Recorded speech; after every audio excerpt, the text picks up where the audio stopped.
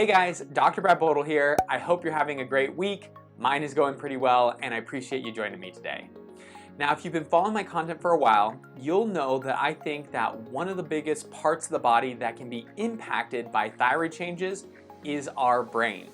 Symptoms like depression, anxiety, brain fog, dizziness, problems with balance and coordination, all can have a thyroid component to it. But today we are going to be talking about memory. We'll discuss things like how our thyroid and brain can be connected and lead to symptoms like memory problems. We will also go over certain health fundamentals that you have to get right to make sure that you improve your memory. And lastly, we'll discuss some of the supplementation that you can use to help support some of those health and lifestyle changes that you're making. That way you can optimize your outcomes. And as always, if you like this kind of stuff and are interested in natural ways to help you support your thyroid so you can lose weight and improve your energy, don't forget to subscribe to the channel and also ring the bell. I post videos every single Thursday, and that'll let you know when new content is available. So let's start off today by talking about how thyroid problems can lead to brain symptoms. And there's three main concepts that I want to cover for you guys. The first one is one that we've gone over before, and we actually talked about it in our last thyroid and memory video, which I'll link for you in the cards above. But this is one that is super important and often leads to some of the disconnect or confusion that occurs when there's a difference between the way that you're feeling and the way that your doctor says you should be feeling. And this is that whole idea between the quantity of thyroid hormone versus the utilization of thyroid hormone. Most doctors only look at the quantity of thyroid hormone on your blood labs. And while that's certainly a factor, if you don't have enough thyroid hormone, it can create problems for all the different cells in your body and their metabolism. It's only one piece of the puzzle, and we have to consider both, do you have enough thyroid hormone, and also how is your body utilizing it? If we have issues in either one of these areas, it's going to lead to downstream effects and similar symptom presentation. Usually, when people are having problems with the utilization side of things, it's because they're either in the early stages of thyroid problems, meaning some sort of irritation or damage is going on and it's preventing from our thyroid working effectively, or they're in the later stages where they've already been given thyroid hormone replacement, but their body can't use it properly because of some of those other external factors. Think of it this way. If we wanted to unlock a locked door, then we need to have the right key for that lock. That's the quantity problem. Do we have the hormone available to do the job that's necessary? But we then have to put the key into the lock to actually open the door. That's the utilization problem. And if we have something like gum in the keyhole, then it's going to make it very difficult for us to use that key, even though we have the right one. So we have to have the key available, then we have to use it properly. And when it comes to our brain, we have to have the right amount of hormone available, then we have to use it properly. And if we don't, we can start to see symptoms show up because our brain is very sensitive to changes in metabolism. The second way that our thyroid can be connected to changes in our brain is by inflammation.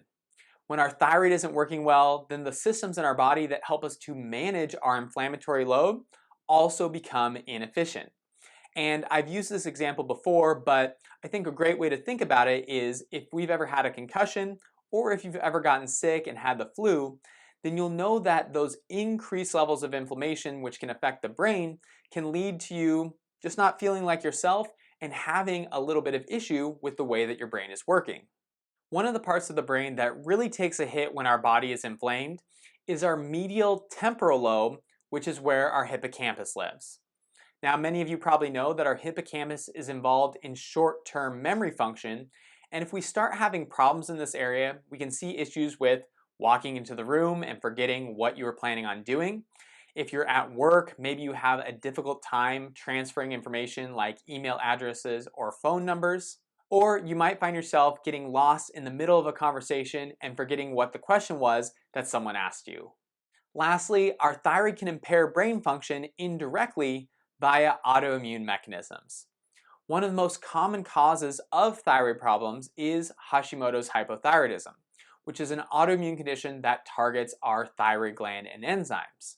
If this goes undiscovered or it isn't properly managed, autoimmunity can often lead to autoimmunity in other parts of the body. The reason for this is because the factors that led to autoimmunity in the first place often aren't addressed, and this allows these types of inflammatory conditions to proliferate. Just like we can have autoimmunity associated with our gut, skin, or joints, we can also have antibodies develop for our brain tissue. Whenever this happens, there can be direct damage to our neurons if there's a flare-up in immune system activity, and this can therefore decrease their ability to function, leading to issues with things like memory. So whether it's changes in thyroid hormone quantity or usage, generalized inflammation throughout the body, or direct injury to the brain via autoimmunity, any of these have the capacity by themselves or in combination to cause enough disruption in the brain that we start to have problems with our memory. So of course, as always, it's super important to work with your doctor and your health team to determine if any of those mechanisms apply to you. That way you can get the proper support and help that you need. But from there, it's also important to consider that there's certain health fundamentals that we cannot skip if we want to help improve our memory overall. This includes having the right amount of fuel and oxygen available in our system, and that we are transporting it to the cells that need it. So what do I mean when I say health fundamentals? Health fundamentals are parts of our physiology that are so basic and essential to the way that our body functions that decreases in these areas leads to problems everywhere. And this is why our thyroid is such a big issue, because it is part of our health fundamentals. But in addition to our thyroid gland, the big ones that I always assess with my patients are fuel availability and oxygen availability. Fuel availability comes down to things like, do we have the proper mixture of glucose, fatty acids, and ketone bodies to keep our brain running at 100%? This is something that is heavily influenced by our diet, and if you have abnormal glucose levels on your blood labs or abnormal triglycerides, these are early indicators that there could be problems in these areas. I also have mentioned before that I ask people if they have changes in their energy levels throughout the day, either noticing differences after they eat or if they have an afternoon slump that occurs after an active day. A great way to test and see if we're eating appropriately for our physiology is whenever we have a meal, we should go from being hungry to not being hungry and nothing else. We shouldn't see a change in energy, and we also shouldn't have a change in our digestive symptoms. Additionally, if we go a longer period of time without food, then yes, we should notice a mild increase in hunger, but we shouldn't become symptomatic and develop things like headaches, shakiness, and irritability. If our energy, function, and mood can all stay stable, then this is a great indicator that our brain is getting what it needs and it can also function to the best of its ability. And if you want some more information on what and how much you should be eating, I'll link for you in the cards above one of my videos on the topic. But our next health fundamental is oxygen, because there must be a reason for all this breathing thing, right? Oxygen is used by every cell in the body, but one of the famous stats that you'll kind of see is that our brain is only 2% of our body weight, but uses 20% of the oxygen. And if you've ever wondered how your brain might do without oxygen, well, just hold your breath for a little while and see how that turns out. Not very well, right? And when we're looking at oxygen delivery to the brain, I always look at anemias and how we're breathing in terms of a physical sense. Unfortunately, it's very common for people to come into me and say, oh, I've always been anemic and that's just part of who I am. And that might be true, but that doesn't mean it's a good thing. Anemia can be most commonly driven by things like iron deficiencies, B vitamin deficiencies, or our production of red blood cells and hemoglobin can be decreased due to inflammation in the body. No matter the cause, it's important that we identify it and then do things to address it. In terms of physical respiration, the two biggest issues I see is either lack of physical activity or high levels of stress. Yes, exercise is important for our muscles, but it's also important for the full expansion of our lungs. And when we're chronically stressed, people tend to take shorter, shallower breaths, and they don't engage the full capacity of their respiratory system. Remember, exercise doesn't mean you have to join CrossFit or go to the gym for 2 hours every day. Exercise is about regular, consistent movement things like walking or doing 5 to 10 minutes of higher intensity exercises on a regular basis. And when it comes to stress, there's always going to be stress in our life, but if we can do things to mitigate or offload some of that stress, then it will help you to normalize your breathing patterns. So once we've addressed any potential fuel or oxygen issues, then we need to talk about the delivery of it. It doesn't do me any good to order something online, but never have it be delivered to my home. And this is where blood pressure comes into play. Now, blood pressure operates a little bit on the Goldilocks rule. Can't have too much, can't have too little, and there's a couple key things that will impact our blood pressure and how healthy it is for our body. The main areas that I look at with my patients are, again, are we getting consistent and regular exercise and movement? Are we getting consistent sleep? How are we doing with our hydration and electrolyte balance? And do we have any problems with our weight, either high or low? Now, I will admit, a lot of these are very big concepts, and there can be a fair amount of nuance that comes along with each one of them. So if you have any questions on any of these topics, let me know in the comments below, and I'll make sure to get back to them and answer them to the best of my ability. But let's move on to our final section, which is looking at supplements that can also help us out with our memory.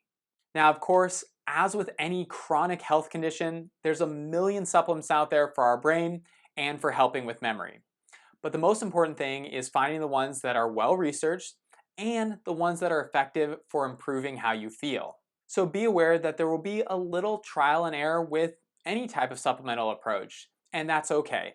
But what you want to do is assess how you feel with these changes, and if something has a positive benefit for you, then you can incorporate it in some of your health routine. In my practice, I have a variety of supplements that I will pick and choose from depending on the situation. But 3 supplements that I really like to use to help support our brain include huperzine A, DHA, and also curcumin. Huperzine A is a plant extract that affects our brain in a couple different ways. The main way is that it reduces the breakdown of acetylcholine, which is one of the main neurotransmitters that is involved in memory. It also helps to dampen inflammatory pathways in the brain, which improves the connectivity and efficiency of neuron communication.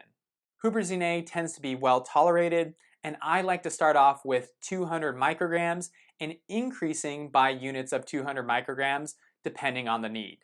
Be aware that acetylcholine isn't only used in the brain, and if we get too much huperzine A, it can lead to things like muscle twitching and potentially increases in salivation and sweating. If that happens, you'll simply want to back off the dose and make sure you're continuing to have the positive impacts on your brain, but not the detrimental impacts on other areas of the body. DHA is a type of omega-3 fatty acid and is integral to the way that our neurons function. However, research says that we might not need to be so specific, and omega-3 fatty acids in general can improve cognition and memory. Most of the research done has people taking at least a gram of DHA, but I will usually have people start with 1 gram per day and increasing that to 4 to 6 grams per day, and even up to 10 or 15 grams if the memory issues are very severe. Some people don't do well with digesting fats, so keep that in mind as you increase the dose and make sure you're not having any digestive issues or bowel changes. Lastly is curcumin, which is the anti-inflammatory extract from the turmeric root. I use curcumin for a bunch of different reasons, whether it's anti-inflammatory mechanisms or supporting our immune system. But when it comes to our brain, there's some specific things that curcuminoids provide, which allows our brain and our memory systems to function more effectively. I usually have people take 400 to 1600 milligrams per day, but keep in mind that curcumin can have a blood sugar lowering effect for some people. So if you're feeling lightheaded, dizzy, or nauseous, you may want to back off the dose. So you guys, that's all we have for today, but what I want you to keep in mind is when we're having issues with our memory, it's never just one thing. We have to find out why our thyroid is off, how that's contributing to brain changes, and what we can do in terms of our health fundamentals and also additional supplementation to get that stuff back on track. But if you have any questions, you can always leave me a comment or reach out on social media. And like I said before, I'd be happy to help you out with that. Additionally, if you're tired of guessing and just want someone to put it all together for you, you can send me an email at contact@seattlethyroidhelp.com and I can help you get set up with a free one-on-one consultation. These consultations are just time for us to go over what's going on with your health and determine if we can be a good fit to help you out with some of that stuff. We don't work with everyone, but if there are some unique things that we can provide for you and help you to get better, then we'll definitely discuss it at that time and let you know what the roadmap looks like. If you're looking to make some changes at home, feel free to check out any of my other videos, or you can grab my free download, which is Electrolytes for Hashimoto's and Keto, where I go over the appropriate ratios of sodium, potassium, and magnesium that will allow you to maximize your low-carb or ketogenic diet. But thanks for sticking with me through the whole video today. I hope that it was worth your while and that you enjoyed it. If you did, give it a thumbs up, share it with a friend, and if you want more information like this, you can always follow me on social media, either on Facebook or Instagram. Hope you guys have a great rest of your week. I'm here for you if there's anything you need. My name is Dr. Brad Bodle, and I'll see you guys next Thursday.